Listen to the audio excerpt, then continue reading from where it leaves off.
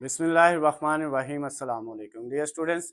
इस वीडियो में मैं आपके साथ डिस्कस करूंगा आपकी 9th क्लास फिजिक्स की जो न्यू बुक है बेटा, उसका चैप्टर नंबर 2 और चैप्टर नंबर 2 की एक्सरसाइज का न्यूमेरिकल नंबर 2.10। आखिरी न्यूमेरिकल जो है बेटा, 10वां न्यूमेरिकल जो इस चैप्टर का आखिरी वाला है, उसको हमने सॉल्व करना है 9th क्लास फिजिक्स की जो न्यू बुक है बेटा उसका। अब इसमें बेटा जो गिवन डाटा दिया हुआ है वो आपको यहाँ पे स्क्रीन पे नजर आ रहा है और जो चीजें फाइंड करनी है वो भी स्क्रीन पे नजर आ रही हैं। लेकिन हम पहले बुक से इसकी स्टेटमेंट को समझेंगे। स्टेटमेंट में क्या हमें दे उसने कहा हुआ है और क्या चीजें हमें दी हुई हैं और कौन सी चीजें फाइंड करनी है, वो भी बेटा हमें स्टेटमेंट पढ़ के ही समझ आएगी। कोई भी न्यूमेरिकल हो तो सबसे पहले स्टेटमेंट को जो है अच्छे से अगर हम समझ लें तो बेटा जो है उसको सॉल्व करना बड़ा ईजी हो जाता है। तो अब देखिए बेटा, सबसे पहले जो है इसके न्यूमेरिकल की स्टेटमेंट में ये कहता है a cricket ball is hit so that it travels straight up in the air. एक क्रिकेट बॉल को हमने अमूदन ऊपर की तरफ क्या लगाई है, हिट लगाई है। यानी हमने एक बैट पकड़ा, एक बॉल पकड़ी और बॉल को हमने बैट से क्या कर दिया, हिट लगा दी ऊपर की तरफ। अच्छा, तो अब ये बेटा इस तरह से जो है ना, हमारे पास एक बैट है और इस बैट से हमने क्या किया है, सॉरी, ये जो बैट है बेटा, इससे हमने बॉल को हिट लगाई है। अब ये बॉल ऊपर की तरफ जा रही है। किस तरफ जा रही है? ऊपर की तरफ, अपवर्ड जा रही है, सीधी बिल्कुल। उसके बाद क्या कहता है, an observer notes that it took 3 second to reach the highest point. कहता है देखने वाले ने, मुशाहदा करने वाले ने उसको जब उसका मुशाहदा किया, उसको देखा ऑब्जर्वर ने, तो वो देखता है कि इसको ज्यादा से ज्यादा बुलंदी तक पहुंचने के लिए कितना टाइम लगता है, 3 सेकंड लगते हैं इसको बुलंदी तक पहुंचने के लिए। यानी आप जब ये खुद जो है ये एक्सपेरिमेंट करके देख सकते हैं। एक बैट पकड़े, बाल को हिट लगाएं, बाल ऊपर की तरफ जाएगी, एक वक्त आएगा वो वहां पे जाके रुक जाएगी। ठीक है, तो वो जहां पे जाके उसने रुक के वापस नीचे आना है ना, वो उसकी मैक्सिमम हाइट है। तो वो कहता है उसको यहाँ से इस मैक्सिमम हाइट तक जाने के लिए जो है वो 3 सेकंड लगे हैं। अब यहाँ पे ये पहुंचेगी तो क्या हो जाएगी बेटा, ये रुक जाएगी, तो ये इसकी जो है फाइनल वेलोसिटी होगी वी.एफ। यहाँ से जब हमने उसको हिट लगाई है तो वो उसकी इनिशियल वेलोसिटी थी, वो उसने बताई नहीं है कि कितनी है। जब हम बॉल को हिट लगाते हैं तो उसकी इनिशियल वेलोसिटी नहीं बताई, उसको ऊपर जाने के लिए 3 सेकंड लग रहे हैं, वहां पे जाके वो रुकती है, यानी उसकी फाइनल वेलोसिटी क्या हो जाती है, 0। और उसके बाद फिर वो क्या आती है, वापस नीचे जमीन की तरफ आना शुरू कर देती है। अब आगे क्या कहता है, What was the initial velocity of the ball? Ball की इनिशियल वेलोसिटी क्या होगी? ये बेटा उसने हमसे पूछा है वी आई, ये मैंने लिखा हुआ है, ये हमने फाइंड करना है इनिशियल वेलोसिटी इसकी। तो उसके बाद नेक्स्ट क्या कहता है, What was the initial velocity के बाद कहता है if the ball was hit 1 meter above the ground, how high did it rise from the ground?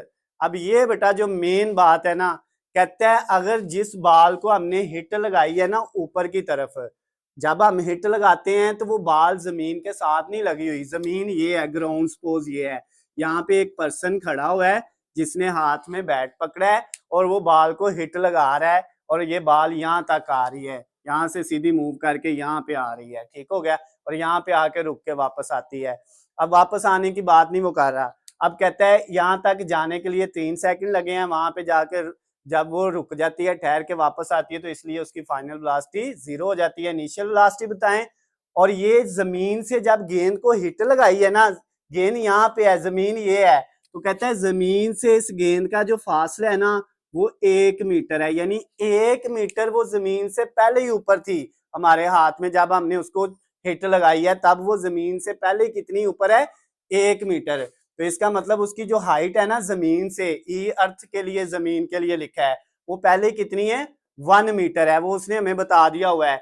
और कहता है आपने ये बताना है 1 मीटर हाइट ये है और यहाँ से यहाँ तक जो वो टोटल उसने हाइट जो है जितनी बुलंदी तय करनी है यहाँ तक आने के लिए, ये और ये दोनों को डाल के टोटल उसने कितनी हाइट जो है, कितनी बुलंदी तय की है, ये आपने बताना है। समझ आ गई है? और हाइट आपने फाइंड करनी है, ये टोटल हाइट आपकी होगी एच।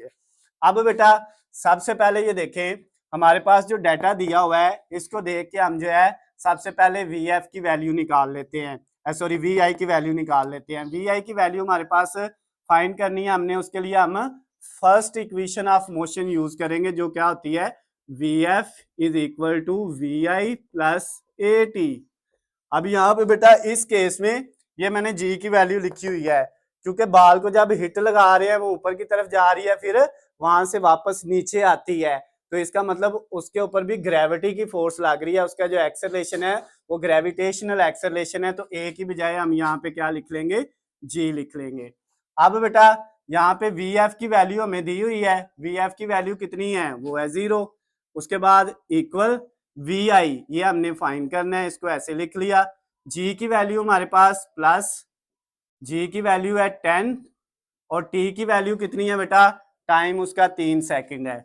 अब ये बेटा 0 वी आई प्लस 10 को 3 से मल्टीप्लाई किया तो 30 आ गया। कितना आ गया बेटा, 30 आ गया। अब ये जो 30 है ये इधर प्लस क्या दूसरी तरफ जाके माइनस हो जाएगा, तो V I is equal to -30। 0 को लिखने की जरूरत नहीं है। तो आपका जो बेटा यहाँ पे आंसर आ गया इनिशियल वेलोसिटी का, वो क्या आ गया 30 मीटर पर सेकंड। लेकिन बेटा एक चीज आपने याद रखनी है यहाँ पे, ये वैसे जो है ज्यादातर जो है बच्चे इसी कंसेप्ट को लेके चलते हैं, लेकिन मैंने ऐसे ही करवाया। अभी इसमें एक चेंजिंग आनी है। चेंजिंग क्या आनी है बेटा, हमारे पास यहाँ पे जब हमने बाल को हिट किया ना, तो अब गेंद ऊपर की तरफ जा रही है और जमीन की जो ग्रेविटेशनल एक्सेलरेशन है, जमीन की जो फोर्स है वो उसको नीचे खींचती है। जमीन तो बाल को ऊपर नहीं ना खींचती, हम तो ऊपर जाने की बात कर रहे हैं, हम नीचे आने की तो बात ही नहीं कर रहे कि गेंद वापस कब आती है। इस चीज के बारे में कोई क्वेश्चन में चीज नहीं पूछी हुई, उसने ऊपर जाने का सिर्फ पूछा हुआ है। तो अब बेटा जब वो ऊपर जा रही है उस वक्त वो जमीन की अपोजिट डायरेक्शन में जा रही है, जमीन चीजों को नीचे की तरफ खींचती है, लेकिन बाल जो है वो उसके अपोजिट डायरेक्शन में मुखालिफ सिमत में ऊपर की तरफ जा रही है। तो इसका मतलब यहाँ पे जो ग्रेविटेशनल एक्सेलरेशन ये जी है ना, वैल्यू इसकी 10 ही रहेगी, लेकिन क्या आएगी माइनस। माइनस का साइन ये शो कर रहा है कि ये जो बाल जो है ना जमीन की जो है फोर्स के मुखालिफ सिमत में ऊपर की तरफ जा रही है, तो इसलिए ये प्लस माइनस यहाँ पे क्या हो जाना है बेटा माइनस। तो अगर ये माइनस का 30 है तो इधर आके 0 के साथ इसने प्लस का हो जाना है। तो आपकी जो इनिशियल वेलोसिटी है बेटा उसका आंसर क्या आ जाएगा, उसका आंसर आ जाएगा 30 मीटर पर सेकंड। तो बेटा अब हमने इसकी हाइट फाइंड करनी है। हाइट फाइंड करने के लिए हम क्या करेंगे, third equation of motion use कर लेंगे जो क्या होती है 2as is equal to V F square minus V I का स्केयर। ये बेटा आपकी थर्ड इक्वेशन ऑफ मोशन है, हरकत की तीसरी मसावात है। इसमें बेटा आपके पास फिर ये जो ए है इसकी जगह क्या यूज हो जाएगा, जी यूज हो जाएगा, और एस की जगह क्या यूज हो जाएगा, एच हाइट यूज हो जाएगी, डिस्टेंस। अब बेटा 2 ए जी की वैल्यू यहाँ पे आ गई 10 और एच साथ वैसे ही आ गया बेटा। उसके बाद वी एफ की वैल्यू हमारे पास कितनी है, वो है 0, वो शुरू में दी हुई है। ऊपर इसका स्केयर माइनस वी आई की वैल्यू आई है 30, ऊपर इसका भी क्या आ गया बेटा स्केयर आ गया। अब यहाँ पे फिर देखें ये जो ग्रेविटेशनल एक्सेलरेशन जी है, अब बाल तो ऊपर की तरफ जा रही है जमीन की अपोजिट डायरेक्शन में, तो यहाँ पे फिर क्या लगेगा माइनस। अब 2 को -10 से करेंगे तो -20, साथ बेटा मल्टीप्लाई हो रहा है एच इक्वल 0 का स्केयर वो 0 ही होना है, -3 का स्केयर बेटा लें तो ये हमारे पास 30 का 900 बनता है। आप बेटा कैलकुलेटर पकड़े और इसको जो है वो 30 का स्केयर लेके देख लें, ये आपका 900 आएगा। अब बेटा ये 0 जो है इसको लिखने की जरूरत नहीं है, 0 में 900 माइनस करेंगे तो माइनस का 900 ही आएगा। अब बेटा यहाँ पे जो है नेक्स्ट स्टेप हम इधर कर लेते हैं, एच इधर ही, ये बेटा आपके पास 900 माइनस का उसी जगह पे, ये जो वैल्यू थी -20 ये इधर मल्टीप्लाई हो रहा है तो इधर आके क्या हो जाएगा बेटा डिवाइड हो जाएगा। अब आपका जो है एच की वैल्यू हमारे पास कितनी आ गई, एच की वैल्यू हाइट की वैल्यू आ गई माइनस माइनस से कट गया, 900 को डिवाइड कर लिया हमने 20 पे, तो ये बेटा 45 आ गया। अब हाइट जो बुलंदी है तो ये भी फासला है ना नीचे से ऊपर, तो ये बेटा इसका यूनिट जो है मीटर होता है हाइट का भी और डिस्टेंस का भी।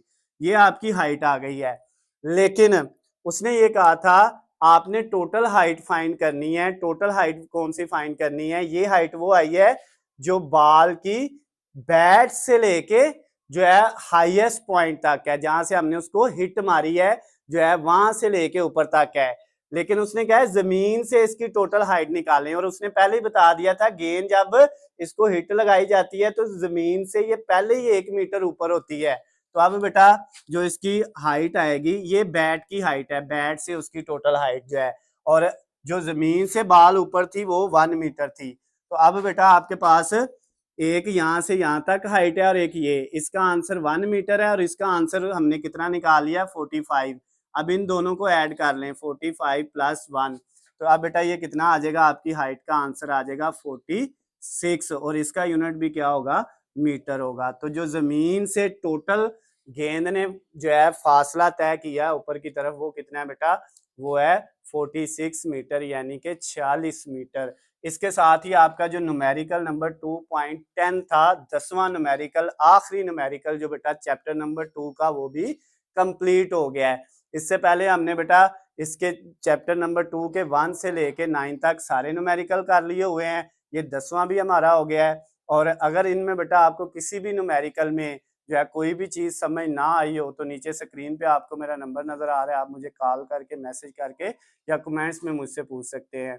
उसके अलावा बेटा जो है अगर आप लोगों को मैथमेटिक्स की जो न्यू बुक आई है उसकी बेटा जो है वो आपको इसी तरह की वीडियोस चाहिए तैयारी करने के लिए, तो उनका लिंक नीचे डिस्क्रिप्शन में दिया हुआ है, वहां से जाके आप जो है उसकी तैयारी भी कर सकते हैं, या जो है मुझे आप मैसेज कर दीजिएगा, मैं आपको सेंड कर दूंगा।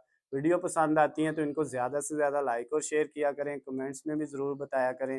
अल्लाह हाफिज़, खुश रहें।